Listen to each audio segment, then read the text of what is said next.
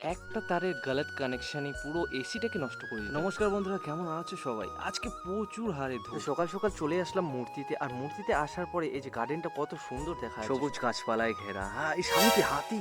বাপ রে বাপ, মাঠের মধ্যে যা জোকিং। হ্যাঁ, তোমরা কি জানো কেউ এখানে একটা নতুন সুইমিং পুল জানি না কবে রেডি হবে পুরোপুরি ভাবে, কিন্তু হলে একদিন চান করা যাবে। হ্যাঁ, তো তারপরে আমি এসিটার দিকে চলে আসলাম, আর এসিটার এখানে আমি কানেকশন করা শুরু করে দিলাম, কারণ এসি লাগাই গেছে কিন্তু কানেকশন কেউ করেনি। अभी मेरे को समझ में आया इसका एक्चुअली प्रॉब्लम क्या है। তো এসি মিস্ত্রি আমাকে ফোন করে বলছিল যে কানেকশনটা তোকে করতে হবে। তো তখন আমি ওকে বলি যে ঠিক আছে, আমি গিয়ে করে নেবো নি। তারপরে এখানে প্রপারভাবে কানেকশন করার পরে এখান থেকে বের হয়ে আমি রাস্তার দিকে চললাম, আর রাস্তার দিকে আসার পরে দেখি কত সুন্দর সবুজ দেখা যাচ্ছে, সত্যি অসাধারণ রাস্তাটা লাগতেছে।